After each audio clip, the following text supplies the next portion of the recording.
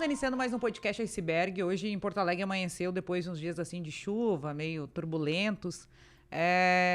Amanheceu com sol, um dia bonito. Hoje eu trouxe o meu cachorro junto, que tá aqui no bastidor, porque agora eu sou mãe de pet, tô me sentindo super orgulhosa, né? Com toda a função de sair de sacola de manhã. E com a função turbulosa do tempo, que tem as tempestades, hoje eu trouxe uma pessoa que está no meio de uma tempestade em Porto Alegre, que é a vereadora Mari Pimentel, que preside a CPI aí da educação. Isso é um assunto que nós vamos falar lá na frente. E quando ela chegou aqui, eu disse, olha, Mari, eu não sei como tu levanta de manhã como política e vai para a Câmara de Vereadores enfrentar aquilo tudo, né?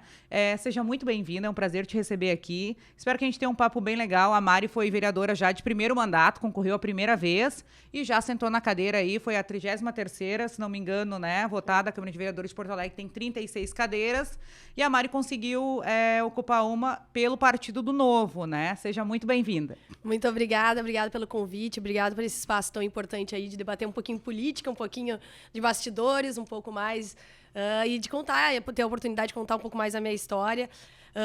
Realmente é um desafio acordar toda segunda-feira e estar enfrentando esse ambiente, principalmente conturbado, que está sendo a situação da CPI, a situação da Câmara de Vereadores, que hoje eu tenho enfrentado.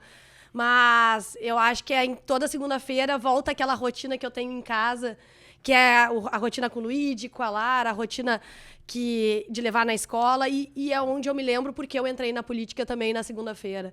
Então é onde eu vejo que é através de deixar, quando meus filhos vão para a escola, que eu batalho pela educação das outras crianças.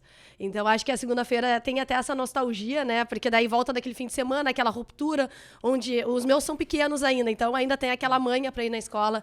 A Lara tem 4, o Luigi tem 7, então ainda é aquela rotina, hoje é dia de escola, ai, mãe. E é aquele dia que daí eu vou para a Câmara começar a batalhar pela educação, então, das crianças que não estão na mesma escola do Luigi e da Lara, mas que todos deviam ter a mesma qualidade e o mesmo acesso à educação. Falando em qualidade, eu tava falando no bastidor aqui, quando mandaram o release aqui, que o Alexandre mandou pra mim, eu disse, tá, mas essa mulher faz tudo que é esporte, né, cara? Só assim, é triatlon, é isso. Então, atleta, ganhadora de bolsa de estudo, inclusive, né? Eu sou atleta desde pequena, desde jovem, com 6 anos, comecei no judô e tive a oportunidade, então, me desenvolver nos esportes que eu pratiquei. Depois do judô, então, eu virei tenista e, ao mesmo tempo, eu jogava futebol. E o futebol era algo que eu jogava com os guris do bairro. Então, eu jogava na pracinha da frente, jogava no colégio, jogava no clube. Então, eu sempre fui aquela que estava com os guris jogando futebol.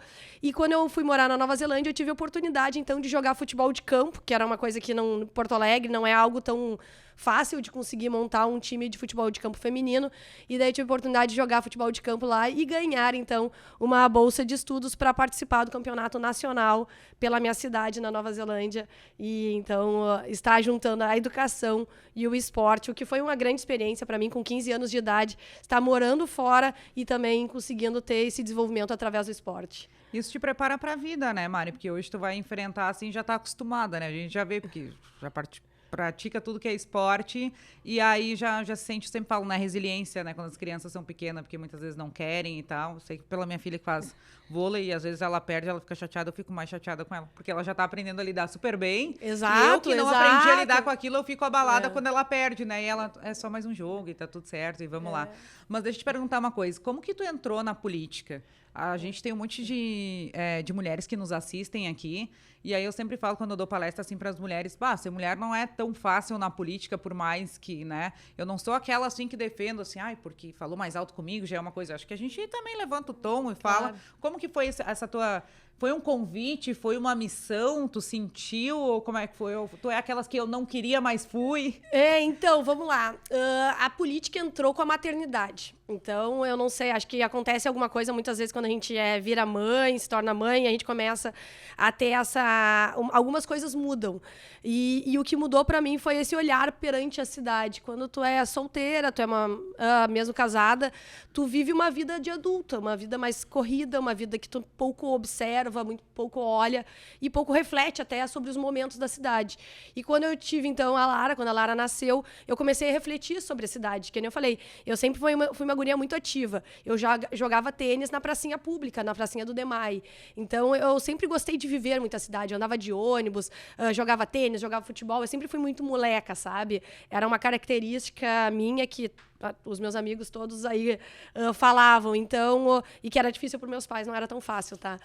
Espero que o Luiz e a Lara não sejam assim, mas então eu tinha muito essa coisa de ser muito moleca, viver a cidade, estar sempre participando e através do esporte nos espaços públicos. E o que eu vi quando as crianças nasceram é que cada vez mais a gente estava fechado atrás de grades, né? Que a cidade que a criança vai para a escola a pé ou de ônibus não era a cidade que a gente vive hoje em 2000 né? Na época era 2020. E pensando nessa perspectiva, eu falei assim, quanto mais eu estiver aqui trabalhando, focado só na minha vida, ganhando dinheiro, mais atrás das grades eu vou estar na minha cidade. E mais daqui a pouco pensando em como sair da minha cidade. E daqui a pouco até o horizonte dos meus filhos vai ser de sair da cidade. E daí eu vou estar me perguntando o que eu fiz para lutar pela cidade deles, a cidade que eles nasceram, a cidade que eu me criei, a cidade né, que a minha família né, que é daqui. Então foi muito mais um momento de reflexão, assim, de pensar, tá na hora de pensar em como ajudar a construir essa cidade. E mais que ninguém, né, a gente sabe que a educação é a principal ferramenta para mudar essa construção de cidade. Por isso que a minha bandeira sempre foi a educação, desde o início. E a maternidade foi o que me trouxe para a política. Eu não conhecia nenhum político. Eu conhecia o Felipe Camozato, que era meu colega de um grupo de empreendedores. E num almoço, eu perguntei para ele como é que eu poderia fazer para ajudar, né, na política, ajudar na cidade. E ele falou que a melhor maneira era me candidatando. E daí, como tu falou, daí atleta, lançou um desafio, lançou um campeonato. Daí é onde realmente eu gosto aí de me desafiar e então eu me coloquei como candidata, comecei a estudar sobre política, comecei a entender um pouquinho mais, estruturei uma campanha e tivemos aí um grande sucesso com o time e daí agora estamos na Câmara de Vereadores. Tu tinha uma perspectiva de votação, assim, tu fez um estudo, a Mari, ela é bem técnica, tá? Ela sempre é da planilha, isso nós tava falando aqui no bastidor, que ela gosta da planilha. A planilha faz tudo, quem tem processo tem vitória, eu sempre falo. E assim, tu tinha uma perspectiva de votação, tu superou essa... Quantos votos fez? 3.637. Tu tinha imaginado essa votação? Tinha um pouco mais, um pouco menos? Então, é difícil, né? Eu não tinha muita noção política, e isso é bem legal de falar, né? Eu tinha... A minha grande missão era entregar a minha voz, as minhas ideias para o máximo de pessoas que eu pudesse impactar. Então, eu usei muitos métodos, até que eu, como empreendedora, utilizava no dia a dia. Eu contratei uma startup que ajuda as empresas a se posicionarem na cidade. E como eu sabia que os meus recursos eram escassos, né, de campanha, e eu não era conhecida, eu contratei essa empresa, mapeei meu público-alvo e falei, eu preciso estar nessas esquinas onde essas pessoas passam na cidade. Porque eu pensava, ali onde eu teria melhor a capacidade de conversão, de investimento, né, pelo dinheiro que eu tinha na campanha para converter em votos. Então, essa foi uma das startups que me ajudou ao longo da campanha. Nós conseguimos também fazer uma campanha de zero impacto ambiental, tentando trazer, novamente, né, eu como empreendedora, eu como mãe, que tipo de campanha eu queria fazer. Muitas vezes a gente vê a política como sendo sujando, poluindo a cidade, né? E eu queria pensar em como fazer diferente. Então, contratei também uma startup que trabalha com a neutralização para o meio ambiente, para neutralizar o impacto no meio ambiente da minha campanha. Então, eu tinha muitos processos, muitas organizações nesse sentido, mas eu tinha pouca noção de cálculo eleitoral. Então, eu não tinha essa margem. Nós imaginávamos que o Novo iria fazer 3 cadeiras, e a gente imaginava que teria a votação ali próximo dos 3, 4 mil votos que estaria abrindo a cadeira do Novo, a próxima cadeira do Novo. Não se sabia se era eu que iria conseguir.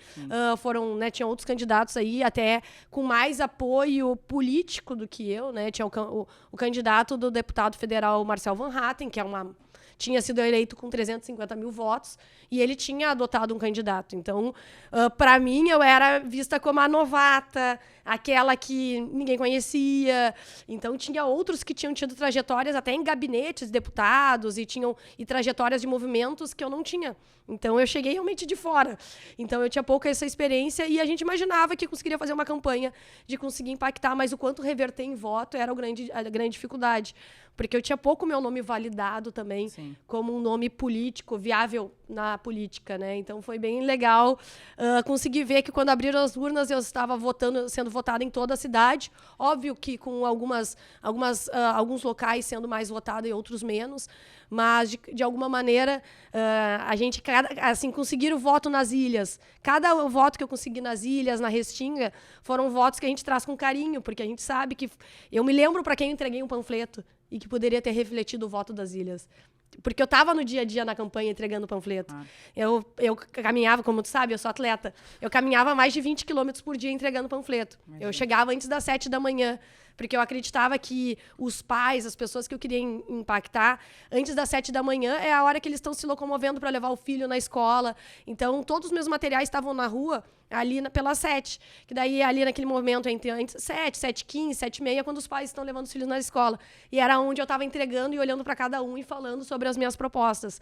Então, como eu era ainda nova na política, que nem eu falei, eu lembro que entreguei o panfleto e quando abriu a urna lá das ilhas, eu converti em voto, entendeu? Então, isso é legal, sabe? Quando tu é nova na política, ainda tem aquela chulhada, aquela questão, realmente consegui, aquela pessoa, né, confiou e colocou o voto na proposta que eu consegui apresentar para ela. Olha que interessante, para quem aí pensa em se candidatar e quer chegar de ser vitorioso, como a Mari foi na primeira vez, né? Tem gente que tenta 2, 3 vezes, até para validar o nome, para ficar conhecido, mas olha como ela tinha estratégias bacanas. Ela sabia qual era o público, então ela mapeou o público. E eles não têm dinheiro para contratar uma startup, não tem dinheiro. Faz todo o processo, pega o mapa da tua cidade, ó, aqui eu tenho voto, aqui eu acho que eu tenho voto, aqui tá o meu público. Eu vou falar sobre qual pauta, tá? Sobre educação, sobre saúde, para quem eu quero impactar. Nada mais é do que uma logística que tu faz. Exato. Isso que as empresas fazem também. Com esse teu olhar empresarial, né? Que eu não trouxe aqui, no início foi falho, mas assim, que a Mari é uma empreendedora de sucesso, inclusive, desde muito nova, né? Já saiu um monte de jornal, revista aí, se vocês procurar lá, dá um Google aí, meio Lorenzoni isso, né? Tudo bem. Vamos deixar no off depois, no Google aí. Tu vai ver que a Mari tem uma caminhada empresarial e ela utiliza disso, por mais não saber. Então, ela uniu já o que ela tinha de conhecimento, a parte dela atleta que eu falo que é de resiliência, né? Então, imagina, tu se programar, levantar cedo, vamos lá, nós vamos, né? Ela saiu do mesmo, porque do mesmo é tu contratar a equipe, por mais que tu tenha pessoas que caminham contigo, não tem problema, mas é tu contratar essas equipes terceirizadas e botar pra panfletear, mais um, nada como tu olhar no olho da pessoa e ver, né? E mesmo ela tendo um nicho ali que ela sabe, que a Mari vem do nicho empresarial, que as pautas dela são ligadas à educação, que são isso, de investir no futuro, né? Porque tu investindo hoje, amanhã tu não tem aí, talvez, tantos projetos sociais que eu digo assim, de assistenciabilidade, né? Que tu começa a investir agora. Ela foi procurar mais pessoas, ela foi procurar os outros nichos, mas sabendo que ela tinha... Claro, exatamente. Eu acho que é importante a gente... primeiro, mapear qual é o nosso nicho. Por exemplo, eu vou falar de educação, vai ter aquela pessoa idosa que ela vai entender, ela tem a neta, ela está no dia a dia, ela sabe quanto a educação vai mudar a realidade da cidade. Não é que eu não vou pegar o voto dela, mas ela sabe que quando eu for fazer uma política pública, eu vou estar voltada mais para ver a educação do que estar voltada para políticas para a terceira idade. E tem muitas pessoas da terceira idade que me acompanham, que votam em mim, são minhas grandes fãs. Mas elas também acreditam, elas compartilham essa visão de cidade. Então, acho que quando eu peguei essa perspectiva de nicho, é quem está com essa dor latente, que nem a gente estava comentando agora antes. Tu tem uma dor latente, que muitas vezes é igual à minha, que é, como é que a minha filha vai chegar na escola? Ela vai a pé, ela tem o vôlei, que nem o Luiz tem também a atividade dele. Então, isso está muito latente nas mães. Mas eu tenho certeza que daqui a pouco a tua família, que não, né, a tua mãe, não está tão ligada a essa demanda agora, mas ela também compartilha que a cidade só vai mudar ou a sociedade só vai mudar através da educação. E daí ela também acaba dedicando o voto. Então, acho que saber o público que tu quer atingir e com isso tu consegue pegar os periféricos. Mas tu primeiro tem que ter um foco para onde tu quer conseguir chegar. E a gente fez também muita coisa em casa. Eu fui a primeira campanha que começou com aqueles wind banners. E nós tínhamos mais de 100 wind banners na cidade. E a gente comprou vergalhão, e a gente foi lá e conseguimos entortar os vergalhões. A gente foi lá e comprou cimento e fez as bases. E foi assim. E a gente foi numa costureira para costurar né, os nossos tecidos. Então, eu podia ter comprado pronto, sim, mas era 3 vezes mais. Então, a gente acabou gerando em escala. Nisso, eu consegui impactar mais a cidade, porque eu coloquei 120. Se eu comprasse pronto, daqui a pouco eu teria 50. E eu, sabendo que eu precisava estar em mais pontos da cidade, a opção foi, vamos fazer dentro de casa, de uma maneira mais robusta, né, mais rústica, mas a gente consegue impactar mais do que comprar pronto esses materiais. Então, foram uma série de decisões que a gente foi tomando. E até, falando desse público-alvo, eu fiz muita campanha em praça. Porque é lá que estão os pais, lá que estão as mães. E naquele momento, nas praças, era quando eu conseguia ter um espaço, que a criança estava brincando, para conseguir falar também. Então, é tu ir pensando e tendo empatia de como é que eu gostaria de ser impactado por um político, e daí, a partir daí, tu lançar a campanha. Eu acho que não é o político dizendo como é que ele quer impactar as pessoas. É tipo assim, se eu como cidadão, como é que eu gostaria de ser impactado por um político. E daí, a partir daí, sempre no ponto de vista do cliente. Que é assim que a gente pensa como empresário e é assim que também os políticos deveriam pensar, né? Muito boa. Mesmo tendo várias dificuldades no caminho da Mari, como não ser conhecida, após que a Mari não tinha maior tempo de TV, porque... Não, acho que eu nem apareci na TV.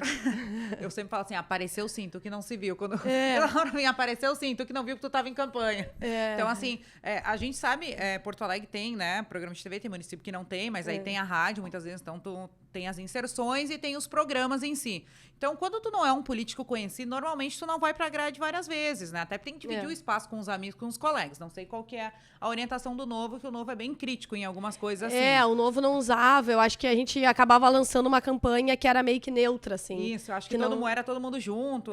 Não tinha muito espaço, assim, individualizado. Isso, mas para outros partidos, muitas vezes tu não tem. O cara que sai melhor na pesquisa, ele aparece mais vezes na TV, tá? Esse é o iceberg, é o que vocês não sabem quando vocês concorrem ou que vocês não veem. Então, ele é o cara que tem mais espaço porque há uma possibilidade dele se eleger, então, mais fácil, vamos dizer assim. Então, a Mari, mesmo tendo todas essas oposições à candidatura dela, vamos dizer assim, que são oposições do dia a dia, elas colocou, pensem só, o Wind Banner.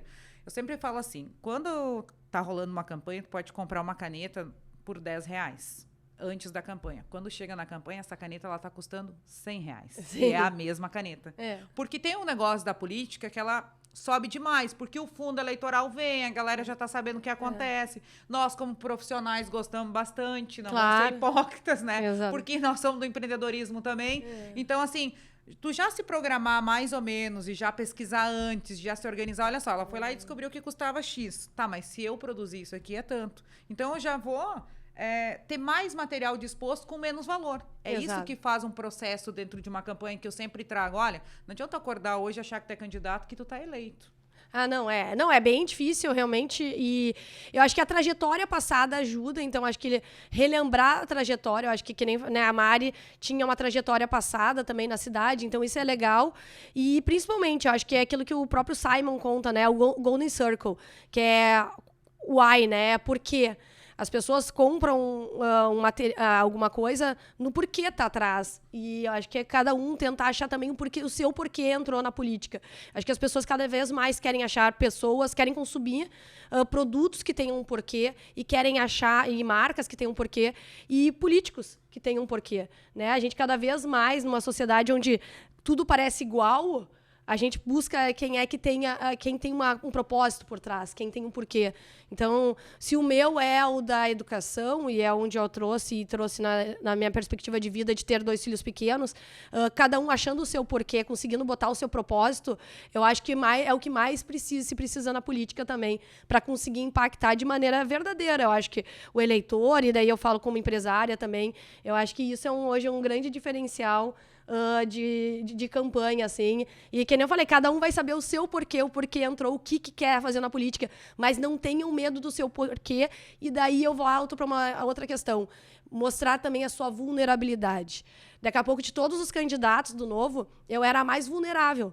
Porque eu tinha 2 filhos pequenos, meu marido não é presente no dia a dia, e eu seria aquela que derruba mais compromissos para resolver situações familiares e poder estar com as crianças.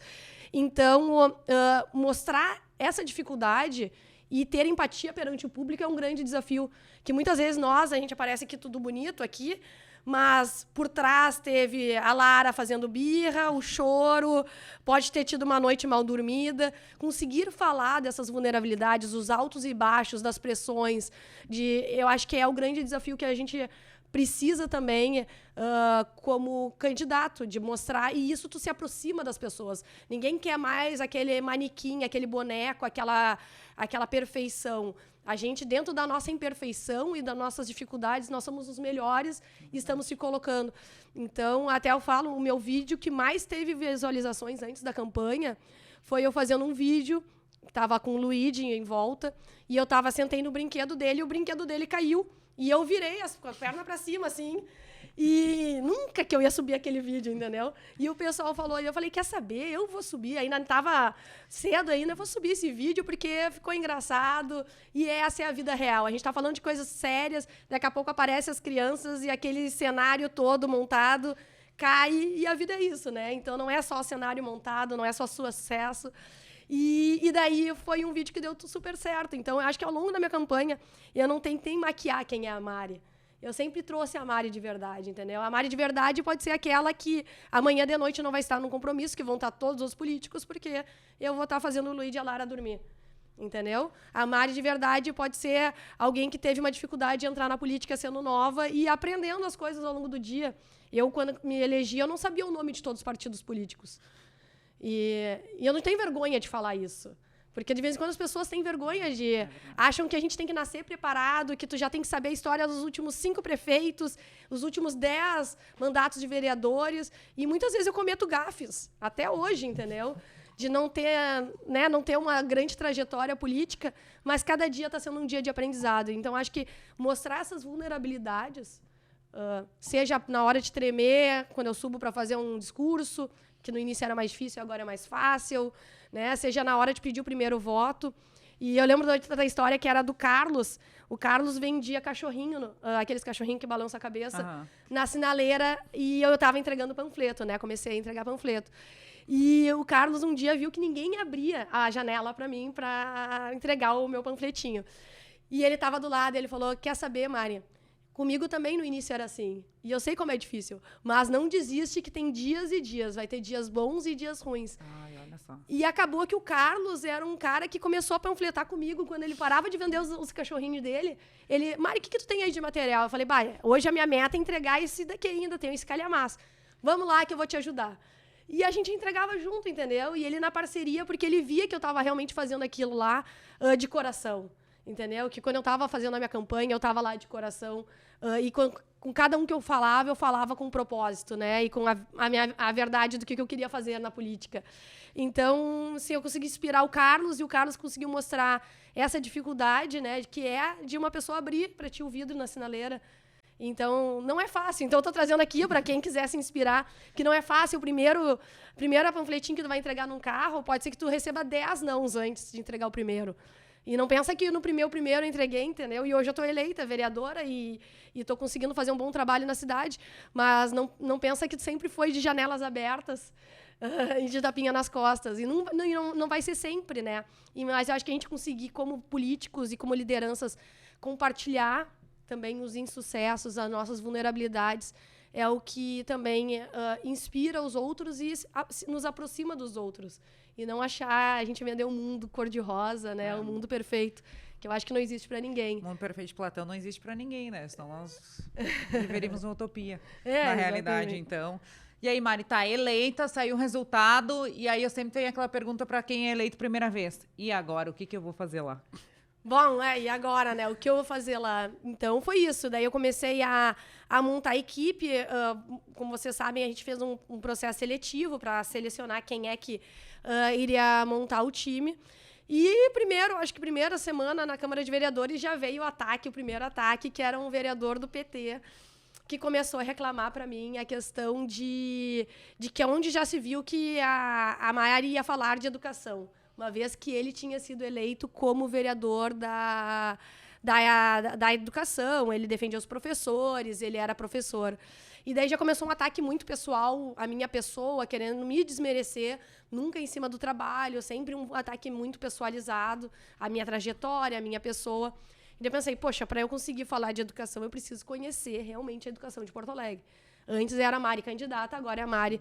Então, eu fui em muitas escolas. Eu cheguei em 4 meses em mais de 100 escolas. Meu, muita coisa. Então, a gente tinha... E eu vou, frequentemente, eu estou em escolas, hoje eu já conheço todas, a grande maioria, já tenho um carinho especial de conseguir mandar um WhatsApp e saber se no dia da chuvarada a escola está com a entrada inviabilizada ou não. Eu já sei quais são essas que têm mais situações precárias, mas eu digo que não tinha como eu falar de educação sem ir para as escolas. Então, acho que o grande desafio foi, no início, ir para as escolas, coincidiu com a volta às aulas. Então, eu me elegi, fevereiro tinha a volta às aulas, e eu comecei a ver que as escolas estavam com mato alto até aqui. E da mesma maneira que eu ia levar o Luigi numa segunda-feira, no primeiro dia de aula, as crianças da nossa rede pública não iriam no primeiro dia de aula, porque não tinham cortado a grama. Daí eu me indignei, e daí era carnaval, eu me lembro, que ia voltar depois do carnaval. Eu falei pro meu marido, vai com as crianças para viagem, que eu vou dar um jeito aqui. E a gente fez um mutirão, conseguimos voluntários, conseguimos apoio, e a gente começou a capinar as escolas que estavam com dificuldade. E eu passei aqui capinando, então, as escolas, e a gente conseguiu, no primeiro dia de aula, estar com a grande maioria delas abertas para receber as crianças. Então, acho que foi isso, sabe? Foi uma imersão na realidade da cidade, que eu poderia ter virado as costas e ido para a viagem, ou eu arregacei as mangas e fui capinar junto, pensando que se a escola do Luigi, que eu pago, ela estava apropriada para voltar às aulas, não seria isso que impediria, né? Não seria eu que não iria arregaçar as mangas para deixar das mesmas condições para as crianças da nossa rede pública que não estavam tendo as mesmas oportunidades.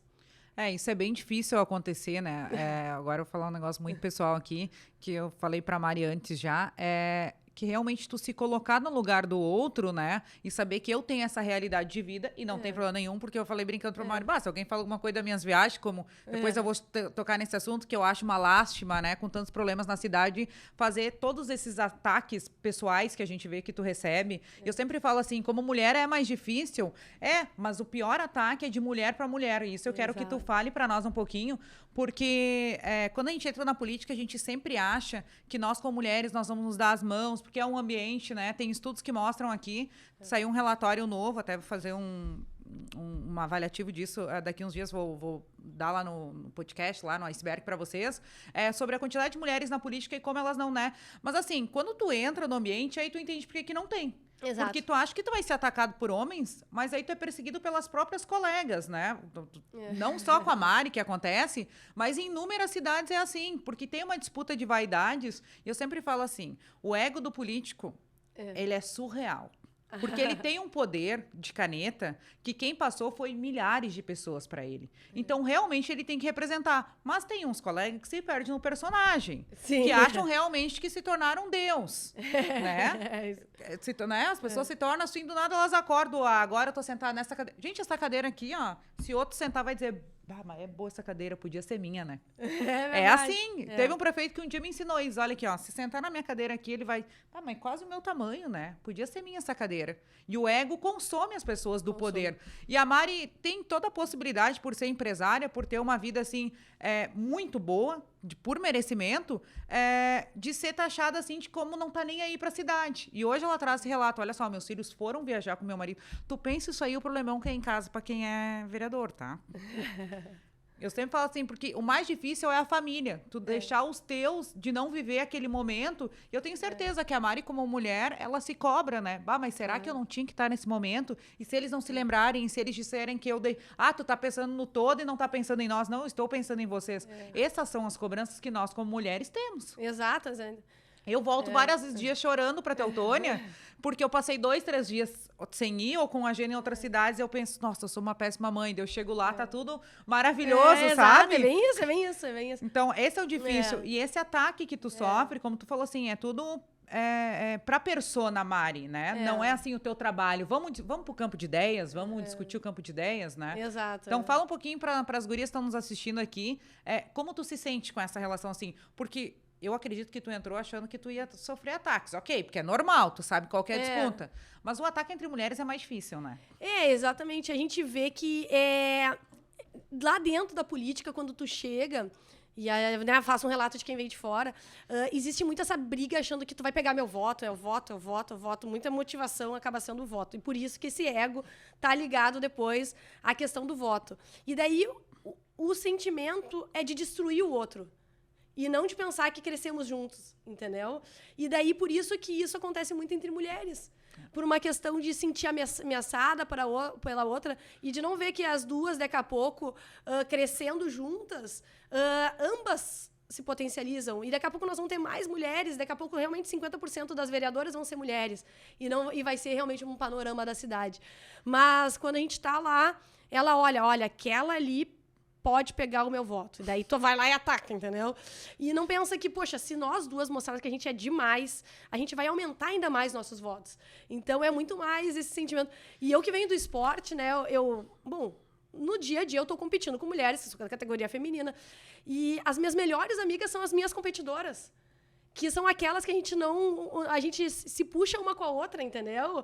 A gente tá lá, eu me lembro, eu tava grávida da Lara, e eu e a Fê, que é uma guria que corre demais, que conseguiu ficar entre as top 10 agora da Maratona de Porto Alegre, a gente grávidas correndo uma prova, juntas na serra, entendeu? As duas barrigudas. E as duas juntas, entendeu? Estavam nas fotos. Agora a Fê tá melhor que eu, e me implica, e eu puxo, e a gente se ajuda. Mas é isso, entendeu? Ontem ela estava lá em casa, mas ela vai ser a minha maior inspiração de melhorar. E eu não quero que ela piore, eu quero que ela melhore, porque eu quero ficar tão boa que nem ela, entendeu? E no esporte, eu já vejo isso, das mulheres entendendo que elas se fortalecem. A gente agora teve a nossa ginasta, a Rebeca, que foi também, super amiga daquela americana, que é recordista, e elas se fortalecem juntas.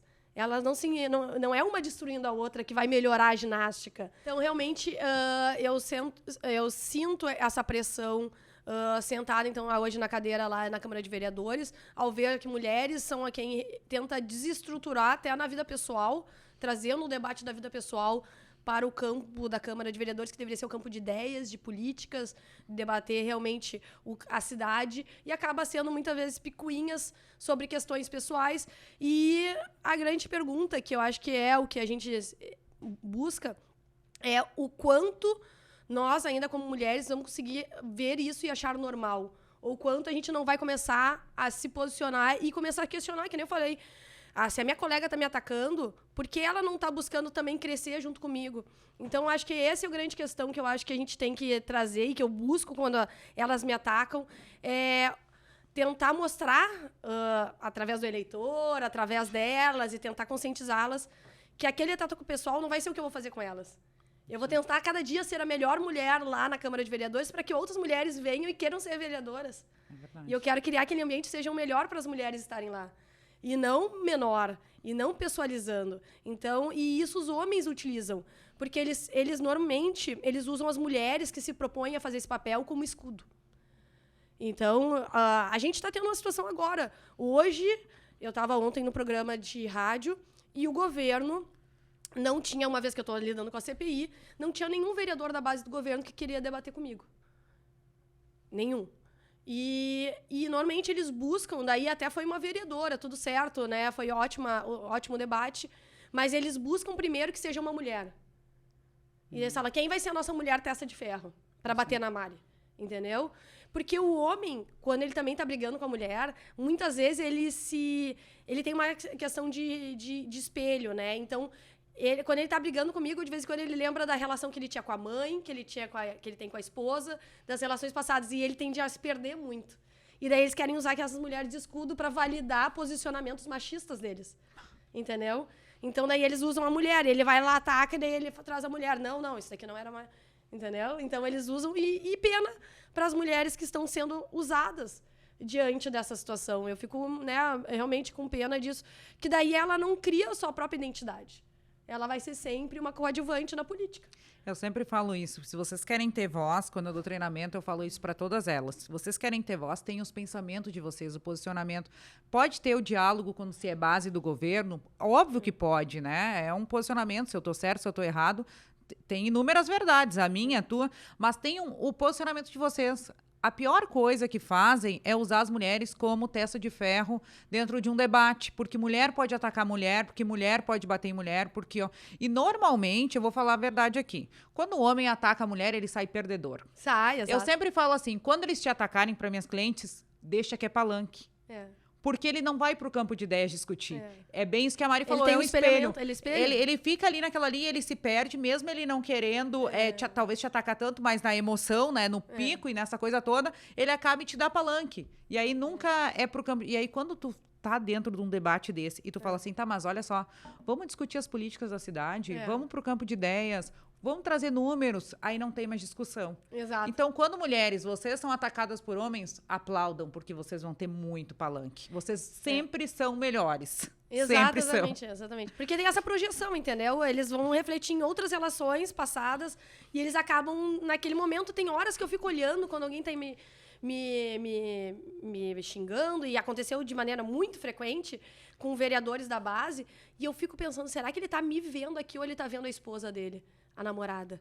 Será que ele tá me vendo aqui ou ele tá vendo outra pessoa? E daí eu fico pensando, poxa, daí começa... Será que ela tem...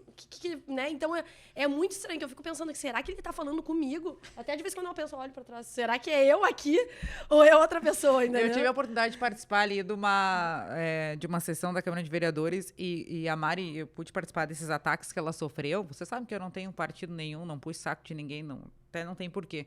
Mas eu sempre olho esse lado, assim, da mulher e eu ainda falei, assim, para um amigo meu que estava junto, eu acho ela finésima. É por quê? Porque a pessoa tá falando o negócio, batendo nela, e ela termina, ela abre o microfone dela e diz assim, muito obrigada pela tua participação. Tipo assim, nem sei o que tu falou, porque não foi para mim, entendeu?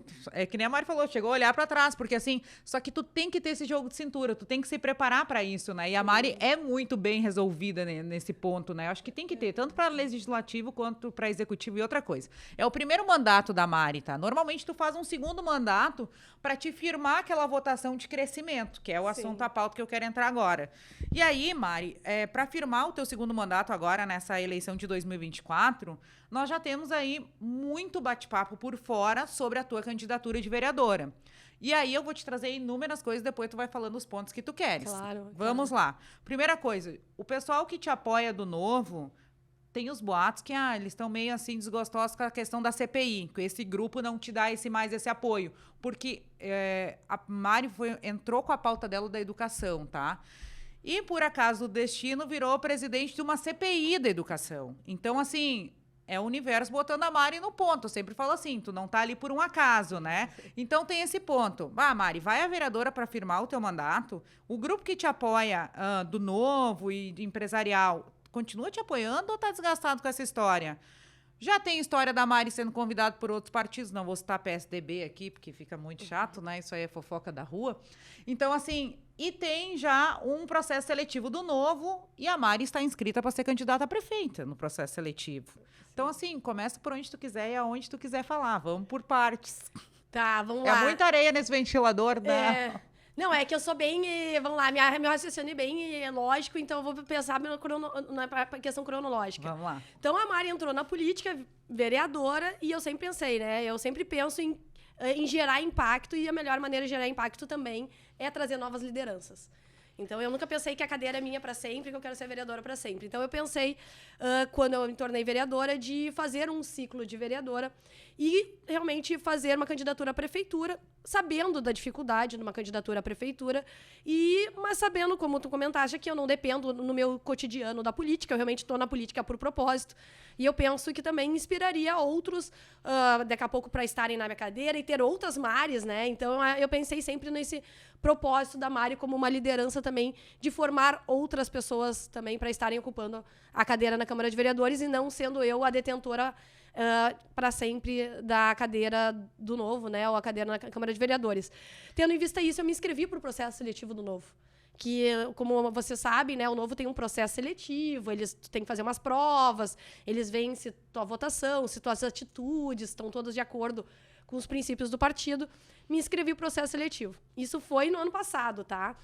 E daí, realmente, veio a CPI. Então, o processo seletivo do Novo, só para dizer, veio antes da CPI. E nesse momento, o processo seletivo, CPI, a CPI realmente foi se tornando algo grande na cidade. Eu comecei a ver os materiais chegando, a gente começou a investigar. E é um fio que desenrolou numa CPI que a gente está hoje investigando irregularidades de mais de 100 milhões de reais na Prefeitura de Porto Alegre, só na educação. Então, hoje nós temos essa situação. A Mari, que era candidata, então, à Prefeitura pelo Novo, antes, né, que já está inscrito no processo antes de começar a CPI, uma CPI que está movimentando a cidade, que está mostrando irregularidades que estão muito próximas à sala do lado do prefeito, então, que coloca um desafio mais para uma reeleição que estava dada. Antes nós tínhamos uma reeleição dada. Hoje nós temos um desafio a mais, porque todos os fatos da CPI estão mostrando envolvimento do gabinete do prefeito. Não do prefeito diretamente, mas do gabinete dele envolvido no aval das irregularidades. Então, a gente coloca em xeque isso. E por isso que o meu objetivo é que a CPI se encerre esse ano. A gente poderia postergar ela para o ano que vem, mas ano que vem é ano eleitoral, e daí começa a misturar tudo. Parte técnica, que eu gosto muito de ter uma equipe técnica, a gente tem uma equipe que está investigando muito técnica, e a parte política, e por isso que eu quero encerrar, e daí nós entregaremos a CPI no final deste ano, para ano que vem conseguir daí ver de maneira mais clara sobre o cenário eleitoral e sobre essa perspectiva também, se vamos dar continuidade a ter uma candidatura à prefeitura, e como eu falo, ninguém é candidato de si mesmo, né? Então, é um projeto que tem pessoas validando, que tem pessoas né, impulsionando, tem pessoas que visam uma cidade que pode ter um olhar novo e um olhar diferente. E conversamos com o Partido Novo, estamos conversando com o PSDB também e com outros partidos que podem estar se juntando daqui a pouco, ou uma terceira via se formando em Porto Alegre. Então, acho que é algo ainda um pouco incipiente, né? Nesse sentido, eu tenho um bom trânsito com os profissionais, né, e com os políticos do partido do PSDB. Eu gosto de muitos deles. Já antes, né, eu já conversava, muitas vezes eu usava para trocar ideias, trocar informações. Tenho um carinho especial, mas hoje ainda eu tenho um partido, o Partido Novo, que tem a pauta de combate à corrupção como sendo a principal bandeira. Nasceu dos movimentos de rua, na questão do impeachment da Dilma e das pedaladas, e depois da Lava Jato. Tem agora entre um dos membros do partido, o Deltan, que trabalhou na Lava Jato, né? E é muito preocupante eu ter que sair do Partido Novo, uma vez que o apoio realmente não é algo que está acontecendo a nível estadual para uma CPI, para uma investigação de irregularidades a nível de 100 milhões de reais. Não é um clips. É uma irregularidade a nível de 100 milhões de reais, sendo investigado, com ampla divulgação da imprensa, já com investigação também por os outros órgãos. E eu espero que eu consiga ter no meu partido, no qual eu me elegi, no partido que eu entrei por ser nova na política, por incentivar candidaturas independentes, por incentivar as bandeiras que eu acreditava de integridade, de combate à corrupção, de ficha limpa, daqui a pouco não estar apoiando este movimento a nível estadual. Eu hoje tenho um grande incentivo a nível federal, do Partido Novo a nível federal, para dar prosseguimento, né, nas investigações, Hoje nós temos uma vereadora em Minas Gerais que também abriu uma CPI, que também investigou o prefeito e que a gente se conversa muito, a vereadora Fernanda. Mas aqui a gente vê ainda que o desafio está sendo construir essa visão do que aconteceu e da necessidade também do partido se posicionar a nível novo Rio Grande do Sul, que ainda não se posicionou com relação à CPI. Nós estamos aí à véspera de entregar um relatório para a cidade, para a capital do estado, e esperando aí uma movimentação maior do partido também. Em relação a essa tua candidatura, Mari, essa pré-candidatura, vamos dizer assim, a prefeita, tu se sente preparada para sentar ali naquela cadeira? Porque quanto à legislativa é uma coisa, né? Eu sempre falo aqui, vamos ser sinceros. Aí quando tu vai para o executivo, tem o poder da caneta, já mudou um pouquinho o cenário. Tu se sente preparada hoje para gerir isso? Porque querendo ou não querendo, vamos lá, supondo, tá? Que história é a CPI, que a gente diz história porque vai dar alguma coisa, tá? Sim. Porque a gente é acostumado pelo histórico da cidade, né? Isso não é eu que estou falando, é o histórico da cidade, que CPIs aqui nunca foram para frente, dificilmente vai para frente. Sim. Então a Mari tá nessa luta, tá? E aí, vou lá, vou sentar na cadeira. Tu tá preparada? Bom, eu acho que a grande questão é a seguinte: a Porto Alegre precisa de um novo olhar. Não é só se eu estou preparada, eu acho que eu estou preparada, eu tenho certeza que eu estou preparada, e Porto Alegre precisa dessa nova política. Porto Alegre passou por um ciclo muito grande de governos à esquerda, passou por um ciclo de governos de centro. Com os governos de direita, teve melhorias e agora a gente está tendo algumas dificuldades. E a gente acabou tendo uma situação que hoje, para compor uma ala de direita, se precisou juntar muitos partidos. E precisou abrir mão de muitas pautas. E Porto Alegre perdeu, de certa maneira, essa capacidade de gestão da cidade. Essa capacidade de saber, esse é o norte. Qual é o plano hoje da cidade? Para onde Porto Alegre vai? Se tu fechar o olho hoje e pensar, hoje Porto Alegre vai para esse lado. Não, a gente tem zeladoria. Desculpe, nenhuma capital de 1,5 milhão de habitantes que eu quero que o Luiz de Alara morem vai para frente só com zeladoria.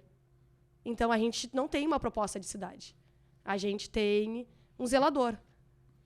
E a gente precisa trabalhar numa proposta de cidade. E eu acho que é isso que é o desafio. É Porto Alegre entender que ela precisa de uma pessoa que lidere para uma proposta de cidade, para uma proposta de futuro. E não para uma proposta de resolver a árvore, a pracinha e pintar. Isso eu acho que a gente já, em pleno século XXI, a gente já passou de saber que tipo de político a gente quer que lidere uma cidade. Então, eu acredito muito que é o quanto nós temos maturidade como cidade de entender que a cidade do futuro, a cidade que a gente quer, que a gente não tenha mais perda populacional, que nós estamos tendo perda populacional, a gente não segura mais os jovens na cidade. A gente tem uma cidade que hoje realmente criou um ambiente de exportar para Santa Catarina, São Paulo ou para o exterior os nossos talentos. Que a gente seja um celeiro dessas oportunidades, que a gente tenha crianças tendo oportunidades, onde 80% das crianças da cidade dependem da escola pública. Essa proposta de cidade não vai ser resolvida com zeladoria. Sim. Então, acho que é isso aí. Então, acho que é a gente conseguir debater que cidade a população de Porto Alegre quer. E, a partir dessa cidade, a gente saber que existem nomes, e eu vou ser um desses nomes, para debater uma cidade realmente de futuro, uma cidade com proposta e com propósito. Não uma cidade que é para ficar resolvendo problemas do cotidiano e depois eu falar que pena, o Luiz de Alara resolveram ir morar em Santa Catarina. Que pena, o Luiz de Alara resolveram ir para o exterior. Daí eu acho que a gente, as nossas ações de hoje é o que vão fazer o impacto do futuro. Então, para isso, eu estou preparada. Se é para simplesmente ter uma candidatura para eu me sentir bem e me achar como um ego de achar que eu posso ser prefeita de Porto Alegre, daí não é o que eu quero. Eu penso que, ao sentar na cadeira, tu senta com a responsabilidade de um peso de 1,5 milhão de habitantes. E com o peso de entender que a proposta de cidade, ela não é uma proposta da polarização da cidade também. É uma proposta de cidade. E hoje a gente tem uma proposta de polarização da cidade e de zeladoria. E não uma proposta de pensar, independente da de esquerda, da direita, de quem está no poder, que tipo de gestão Porto Alegre precisa. Eu sempre falo que a eleição municipal ela não é de esquerda ou de direita, né? A eleição municipal é de quem vai resolver lá a falta de remédio no posto de saúde, que é, né, quem vai fazer lá a assessoria das ruas. Então, ela é mais visceral, a eleição municipal. Exato. É o que está acontecendo na realidade, né? Ela não é, assim, filosófica, quanto a eleição a nível nacional, ela se torna mais filosófica, por ideais, de como vão mudar, né? Então, o deputado, assim, por mais que ele seja um elo que traga ali os valores, principalmente os deputados federais, né? Porque os estaduais, coitados, eles têm menos valor de emenda do que o vereador de Porto Alegre, inclusive. Sim. Eles têm 1 milhão e pouco e o vereador de Porto Alegre 1.600. Então, assim, e essa parte que a Mari traz de realmente planejar... Tu é relatora agora, né, Mari? Do orçamento, exatamente. Do orçamento, né? Então, a Mari já é próxima ali das planilhas e gosta de ver, né? Não, exatamente. Eu gosto muito, então, vamos lá. Como eu sou executiva a nível pessoal, né? Eu abri a minha empresa com 22 anos de idade. Então, com 22 anos de idade, eu já estava contratando, demitindo, pedindo empréstimo, abrindo a loja, fechando a loja, indo no contador, tendo advogado. Então, acho que essa parte de gerir é a parte onde eu transito melhor. A parte de legislativa é onde eu teria mais dificuldade. Sim. E a parte de estar fazendo a gestão, de montar time, de trazer liderança, de coordenar processo, é onde eu tenho mais facilidade. Então, nesse sentido, que nem eu falei, é onde eu tenho mais tranquilidade. Hoje, eu consigo ler o orçamento de Porto Alegre e dizer saúde e educação serão penalizados no ano eleitoral. Depois, nós vamos ver agora em fevereiro que, não sei, X mil crianças não conseguiram acesso à vaga na escola. Nós vamos votar daqui a um mês essa decisão. Então, como eu sou mestre em finanças, tenho formação financeira, toda decisão que a gente toma no papel hoje vai ser o que vai gerar no futuro. Daí tu vai ver político, porque nós políticos somos bons de criar discurso. Pois é, não deu para atender a demanda, faltou vaga, vamos fazer um plano escalonado para resolver isso ao longo do ano. Daí a gente cria a narrativa boa, que vocês da comunicação nos ajudam a criar aquela narrativa boa. Mas a gente vai estar tomando daqui a um mês essa decisão de não ter vaga para todas as crianças na escola em 2024. Entendeu? A gente vai estar tomando agora a decisão que a gente não vai ter pediatra nos postos de saúde. A gente vai estar tomando a decisão agora que a mãe que busca às 22 horas um profissional lá no posto de saúde não vai estar um médico. Então, agora eu tomo a decisão. E eu acho que é sobre isso gestão. E conseguir debater sobre isso com a população. E que nem tu falou, não é direita ou esquerda. Entendeu? É a cidade. Entendeu? Então, acho que essa é a grande questão. Então, quando eu comecei falando que a gente teve governo de esquerda, de centro, de direita, é porque a gente gosta sempre de polarizar, de debater essa questão e de onde falar, tá, qual é a perspectiva de cidade? Quando a gente pega um orçamento, eu abro mão de um item para ter outro. Né? Eu vou abrir mão da educação para ter, daqui a pouco, um asfalto. Sendo que o Moinhos de Vento foi repaginado 2 vezes, né, esse meio tempo, entendeu? Então, a gente tem essas questões que estão latentes no dia a dia. E isso não é pauta de direita ou de esquerda. Isso é pauta de cidade. Então, acho que quando chegar os candidatos começarem a falar de pautas de cidade, e não só se é Lula ou Bolsonaro, daí a gente começa a debater e a gente começa a ter eleitores debatendo a cidade.